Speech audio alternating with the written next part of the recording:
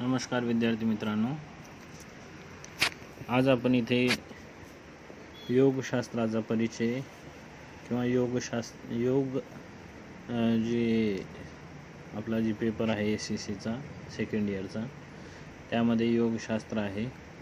त्यामध्ये योग कशाला म्हणतात, काय आहे योग, किती प्रकारचा आहे, ते या सर्व गोष्टी आपण इथे बघणार आहोत. त्यामध्ये कोणते कोणते योग आहेत, काय करायचं आहे, या सर्व गोष्टी आपण इथे पाहणार आहोत.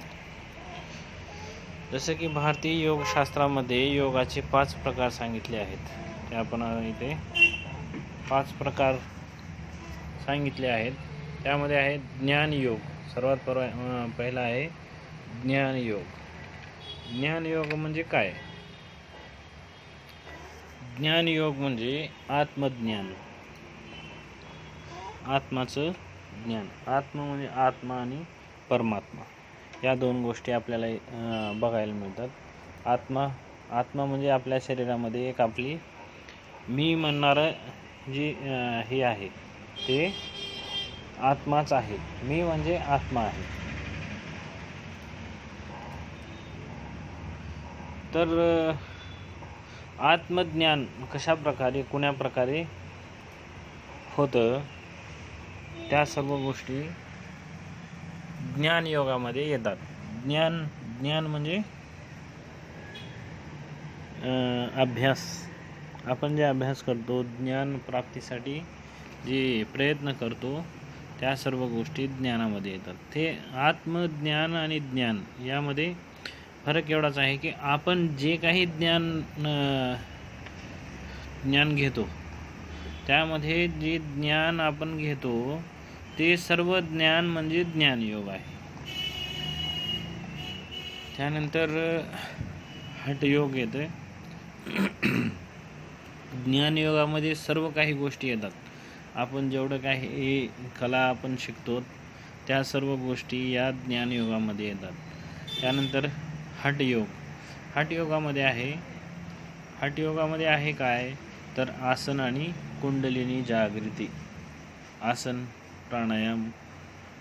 प्राणायाम हे जे आहेत, आसन योगासन म्हणतात ना आपण, जे रामदेव बाबा शिकवतात, त्या सर्व गोष्टी आसनामध्ये येतात. आसन आहे तिथे चक्रासन, शीर्षासन, हस्तपादासन, ह्या सर्व गोष्टी त्या आसनामध्ये. गरुडासन, भरपूर आसन असे आहेत जे हार्ड पण आहेत आणि सोपे पण आसन आहेत. सूर्यनमस्कार आपल्यासाठी सर्वात मोठं आसनामध्ये सर्वात चांगलं जे म्हणलं तर ते सूर्यनमस्कारमध्ये आपण आसन करतो. त्यामध्ये काय आहे, कुंडलिनी जागृती. आणि आसन केल्यानंतर, योगाभ्यास केल्यानंतर कुंडली 8 आपल्या शरीरामध्ये ग्रंथी असतात. त्या ग्रंथींचे जागरण म्हणजे त्यांना उठवणे, हे योग केल्यानंतरच आपल्याला ते करता येते. कर्मयोग काय आहे? योग हा कर्मसु कौशल्यम. कर्मात कुशलता आणणे म्हणजे योग आहे.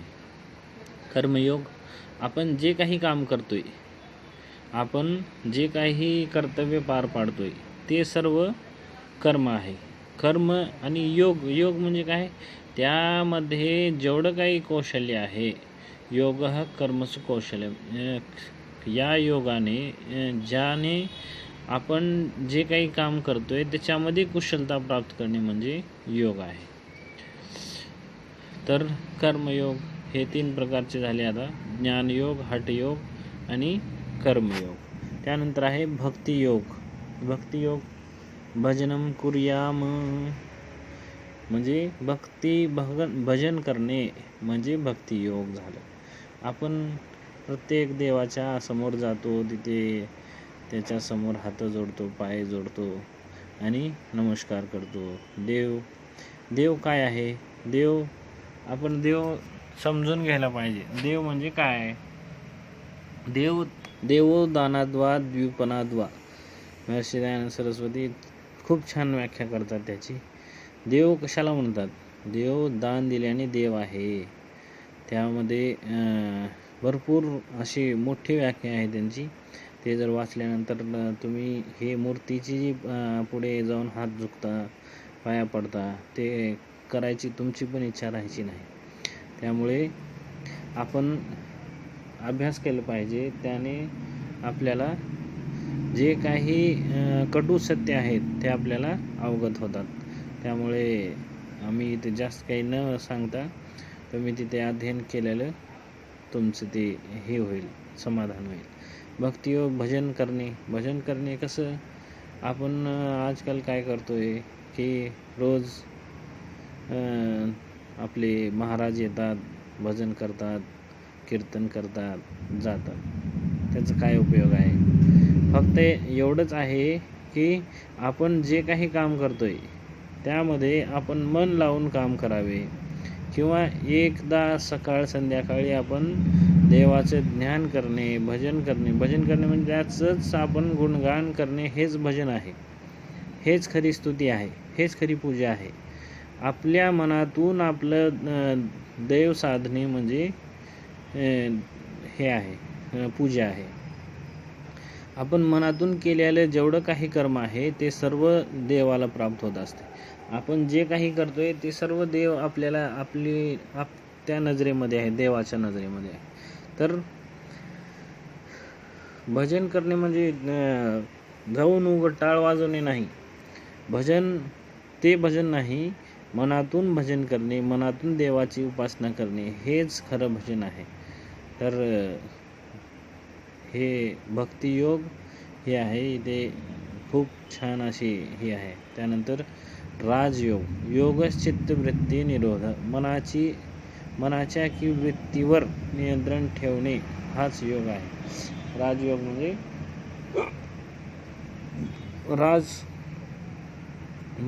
मनावर राज ठेवणे, मन हे जे आहे मनावर नियंत्रण ठेवणे, मनाचा ताबा घेणे, हेच मेन महत्त्वाचं योग आहे. हेच पतंजलीचं योगशास्त्र आहे. पतंजलीने योगाचा अर्थ चित्ताच्या वृत्तींचा निरोध असा सांगितलं आहे. हे जे सूत्र आहे, योगच चित्त वृत्ती निरोध, चित्ताच्या वृत्तीचा निरोध म्हणजे थांबवणे, योग चित्त वृत्ती निरोध असा सांगितलं आहे. त्यांच्या विचारानुसार योगाचे 8 भाग अथवा अंगे आहेत.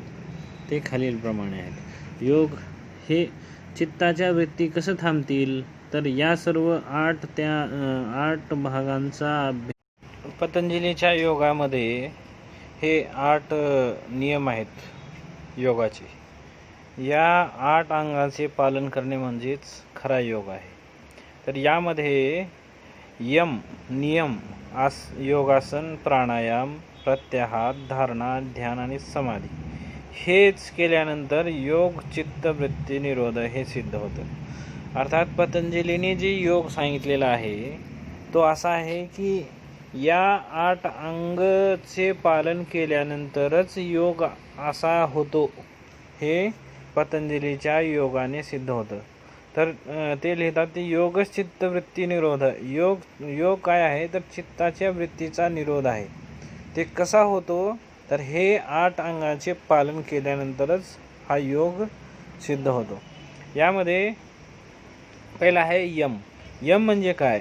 यम म्हणजे अहिंसा, सत्य, आस्ते, ब्रह्मचर्य, अपरिग्रह. हे सर्व या गोष्टींचे पालन केल्याने यम ह्या अंगाचे पालन होते. अर्थात हिंसा न करणे हे अहिंसा आहे. जसं की गांधीजीचा पण हेच एक व्रत होता, अहिंसा परमो धर्म. ते अहिंसावादी होते गांधीजी. त्यांनी हिंसा केलेलं त्यांना सहन होत नव्हतं. त्यामुळे तो भगतसिंग, राजगुरू, सुखदेवचा विरोधी होता. त्यामुळे असं इथं आपण सांगता येतं की हिंसा न करणे हेच यम आहे. सत्य बोलणे, अस्तेय, चोरी न करणे, अस्तेय म्हणजे चोरी न करणे, ब्रह्मचर्य पालन करणे आणि अपरिग्रह म्हणजे जे त्यक्त गोष्टी आहेत, जे सोडून द्यायच्या आहेत, जे समाजाविरुद्ध आहेत, त्या सर्व गोष्टीचा बहिष्कार करणे हेच यम आहे. तर या यमाचे पालन करणे सर्वप्रथम योगामध्ये सर्वप्रथम अंग आहे यम. या सर्व गोष्टी केल्यानंतरच पुढं आपल्याला योग शिकता येतं, योग करता येतं, नाही तर नाही. त्यानंतर आहे नियम. त्यामध्ये नियमामध्ये आहे स्वाध्याय, संतोष, तप, पवित्रता आणि ईश्वर यांच्या प्रती चिंतन, ईश्वर प्रणिधानाने. स्वाध्याय करणे म्हणजे अभ्यास करणे, रेग्युलर पुस्तक वाचन करणे हे स्वाध्याय आहे. त्यानंतर संतोष म्हणजे संतुष्ट राहणे. ज्या आपल्याला गोष्टी आहेत, त्या जेवढ्या गोष्टी आपल्याला आवश्यक आहेत, जेवढ्या गोष्टी आपल्याजवळ आहेत, त्या गोष्टीमध्येच आपण संतुष्ट राहणे हेच काय आहे, हेच संतोष आहे. तप करणे. तप म्हणजे काय आहे तर त्यामध्येच योग दर्शनमध्ये सांगतात द्वंद्व सहनम तप. द्वंद्व सहनम सर्दी ताप सहन करणंच तप आहे. थंड गरम सहन करणे तप आहे. त्यानंतर अशा गोष्टी जी द्वंद्व आहेत, द्वंद्व म्हणजे दोन गोष्टी येतात विरुद्ध, त्या सर्व गोष्टी तपामध्ये येतात. ते सर्व तप करणे. पवित्रता, पवित्र राहणे, स्वच्छ राहणे हे पवित्र आहे. आणि त्यानंतर ईश्वराचे चिंतन करणे हे नियम आहेत. हे झाल्यानंतर मग प्राणायाम येतो. योगासन करायचं असतं. योगासन केल्यानंतर हे आपण इथे योगासनामध्ये योगाचे आसन आहेत, काही भरपूर आसन आहेत. सर्वसाधारण आसन म्हणलं तरी शवासन, मकरासन, सर्पासन, भुजंगासन, ह्या सर्व छोटे छोटे आसन आहेत. उत्तानपादासन, हस्तपादासन, ताडासन, वृक्षासन हे आसन आहेत. हे आपण फिजिकली करायला पाहिजे. तर यामध्ये जसं की रामदेव बाबाजी रोज सकाळी 5 वाजता उठून आपल्याला शिकवतात, त्यामध्ये पण आपण बघून हे आसन शिकू शकता. योगासन केल्याने आपलं शरीर जे आहे ते स्वस्थ होतं. त्यामुळे योगासन हे करणं अत्यावश्यक आहे आपल्या शरीरासाठी. आजच्या जीवनामध्ये तर आपण एवढे हे झालोत की आपल्याला कुठंच टाईम भेटत नाही, कुठंच वेळ भेटत नाही. त्यामुळे हे योगासन करणे अत्यावश्यक झालेले आहे. त्यानंतर आहे प्राणायाम करणे. प्राणायाम सर्वात मोठी जी शक्ती आहे ते प्राणायामामध्ये आहे. शक्ती म्हणल्यानंतर प्राणायाम तिथे ऑटोमॅटिकच उपस्थित होतो. कोणत्याही वस्तूला तुम्ही उचलायचा प्रयत्न करा, तिथे तुम्हाला प्राणाची आवश्यकता पडते. जिथे प्राण नाही आहे तिथे शक्ती नाही. प्राणायाम त्यामुळेच प्राण आपल्या शरीरामध्ये प्राण आहे तरच आपण जिवंत आहोत, आपल्यामध्ये शक्ती आहे. जेव्हा प्राण निघून जातील तेव्हा आपल्या शरीर काय होईल, जड होईल, लाकडासारखं होईल. मरून गेल्यानंतर काय म्हणतात त्याला, मेल्यानंतर प्राण गेले म्हणतात. तेच प्राणायाम आहे. त्याचंच आपण अभ्यास केलं पाहिजे. तेच सर्वात मोठी शक्ती आहे. तर हे प्राणायाम आपण करायला पाहिजे. त्यानंतर आहे प्रत्याहार. प्रत्याहार काय आहे तर आपलं जे आहार आहे, आहारावर आपलं नियंत्रण असायला पाहिजे. आपण आपल्या शरीराला जेवढं आवश्यक आहे तेवढंच जेवण केलं पाहिजे. त्याच्या विरुद्ध त्याच्यापेक्षा जास्त जेवण करायला नको आहे. त्यानंतर आहे धारणा. आपण जे काही अध्ययन करतो, जे काही आपण हे करतो त्याचे आपल्याला चिंतन केलं पाहिजे, मनन केलं पाहिजे. ती धारणा झाली. ध्यान.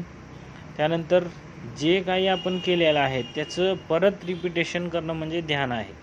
रिपिटेशन मनामध्ये आपण ज्यावेळेस आपण त्या सर्व गोष्टीचं चिंतन करतो, मनन करतो, तेच ध्यान आहे.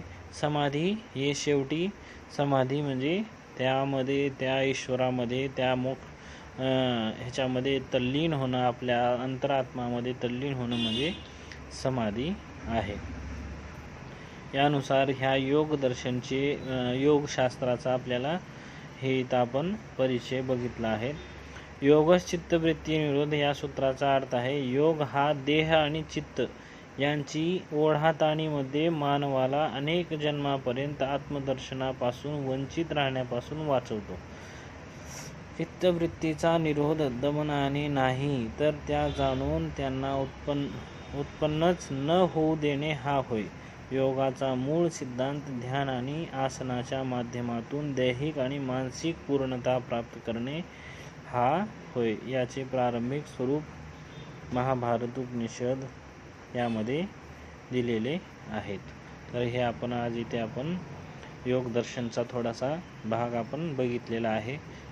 त्यानंतर आपण पुढच्या रविवारी, पुढच्या सोमवार मंगळवारी आपण इथे याचेच दुसरा अध्ययन करणार आहोत. धन्यवाद.